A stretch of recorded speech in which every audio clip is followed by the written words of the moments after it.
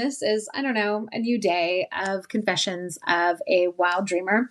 I was going to say confessions of a wild drag queen because I literally just came from a Instagram live where I read from my first book, Faux Queens, and I'm doing like a book talk Tuesday thing where I'm sharing and I'm reading from the book. Don't worry, it's all coming over here. It's all going to land here.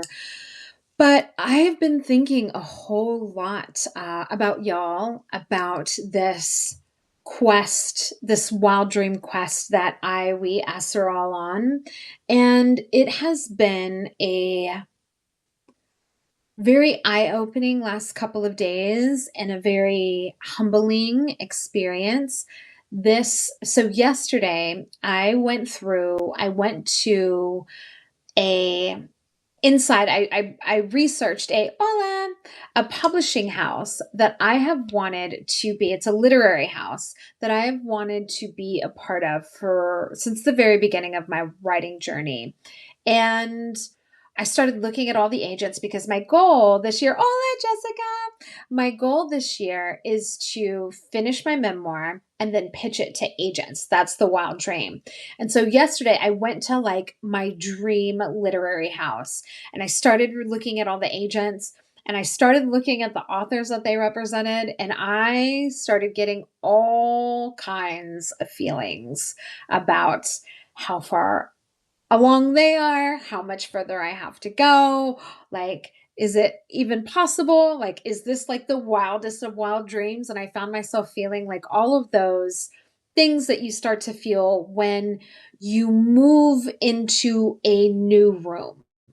And so I wanted to share a little bit about that. And what I mean by that is, we get to a certain point that the room that we are in, I would say, maybe the top, 10% of writers. Say you're in a room, or let's just use drag for an example, because I was talking about drag on my Instagram live. So let's say you're in a room of like amazing drag artists. If you are really attentive to your craft, if you're attentive to what you do, then you could be in that upper 10%, right, of everybody that's in the room. And what I mean by being in that upper 10% is you could know your craft in and out. You could be a pageant winner. You could have just, made a name for yourself.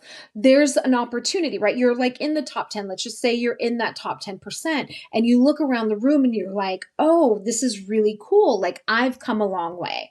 Like I've put in the time, I put in the effort, and now I've honed my craft to this point and I am in the upper 10% of crafts people in this room, right? And of course you stay in the room and you help the people who are coming up and you do all of that. But there gets a point when if you are in the creative writing, drag, whatever it is you're in, to like grow and learn and up the ante and dream wildly and dream bigly, there's going to come a point where you're going to have to leave that room and then move into a room that you were literally at the bare bottom, right? Like you were at the 10% and now you're like you're like not even on the scale, right? You're not like even on there. And you look around and you're like, oh my gosh, look at all of these people in this room. Like I'm never going to get there. And also you have the experience and the proof of the room that you just came in, right?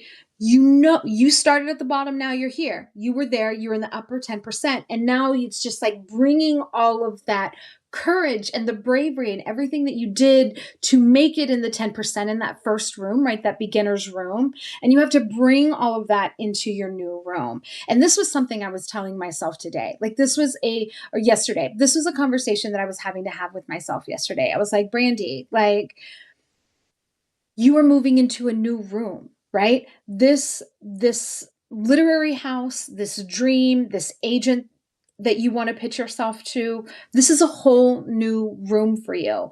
And it's going to be crunchy and it's not going to be fun and it's going to be uncomfortable and you're going to compare your work to other people. But you know what?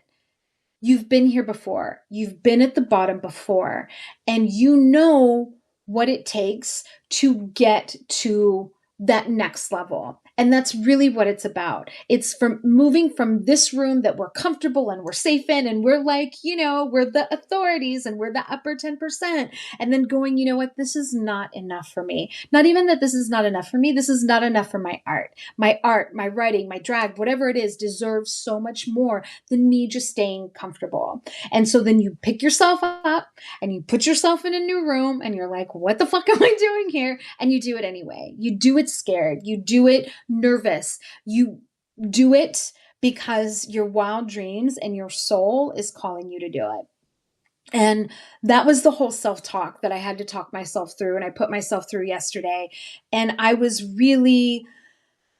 it made me feel better knowing that everybody started there. All those names, that I'm seeing in the agents, in the agent list on the bookshelf, in their agent bookshelf, and the people who they represent, they were once at the other room too, right? We all started there. And it's through courage and persistence and devotion and consistency that they made it where they are. It's not necessarily craft, because some of those writers aren't really great craftspeople. Like, some of them just have really brilliant ideas, and that's okay, right? I want to be a literary author. I want to be a craftsperson. So that means I'm going to have to get uncomfortable. I'm going to have to put myself in rooms like that. And so the invitation for y'all here today is looking at the rooms you are in. Are you in a room that you are in the 10% and it feels really good, and you know it, and it's comfortable, and you feel good because you feel like you're an authority figure? And if you are, is it time for you to get a bigger room, right? It's like your plant, right? It's springtime. It's like you've been living in this pot and you're trying to grow, and your roots are trying to, like, they're ready to push out, and you're like, no, I'm going to stay in this small pot because it's comfortable, and I've lived here since the beginning, that I was a seed, and I pushed through my little seedling self, and I want to stay here because it's comfortable. Or are you going to buck up and put yourself in a room that's going to make you uncomfortable? And the first thing that you have to do is figure out what that room is for you, right? If you've been comfortable all this time in here, you may not know what this room is. So the first step is looking, like, what would that room be for me? For me, that room was looking and saying yes to pitching an agency and an agent in a literary house that I have dreamt about since, like, I started wanting to write this memoir in my 20s. And what can you do to put yourself in that room, right? How can you start to curate and cultivate yourself ready to be in that room now? So I hope that invitation is helpful. And really, what I hope that it does is that it inspires you to get uncomfortable and put yourself in a place where you're back to the beginning, but you have so much more pot to grow in, right? You now feel like you're, again, even though you're like a full-blown plant in a bigger pot, you feel like a seed because there's, like, so much space around you. But in that space is where the potential, the wild dreams, the possibilities, all of that is. And you will grow in ways that you can't even fathom. And that is what I feel like we are here to do, is to grow in exponential, wild ways that we never thought that we could. So I hope that was helpful. I want to read this comment. One day I will get to, oh yes. Oh my gosh, please. Oh, thank you so much, Jessica. I really, really appreciate you. I really, really love you. You've known the journey. Like, talk about, like, bottom seed in the first little room to the top, and then now in a whole new room. And it's so important to have those people in your life that are with you through the entirety of the journey. Because once you get where you want to go, everybody's going to want to climb into your pot. And then you can be like, no, boo-boo, no bitches. You weren't here. You didn't start from the bottom. Now we're here. You're, like, here at the top when the pot is, like, growing and blossoming and blooming. Not going to happen. So anyways, that's just a little aside. I love y'all so, so much. Thank you so much for joining me. And I'm wishing you the biggest pot, the next biggest pot that is meant for you. Go grow your roots wildly. And I will see you soon. I love y'all. In Lakesh. Bye.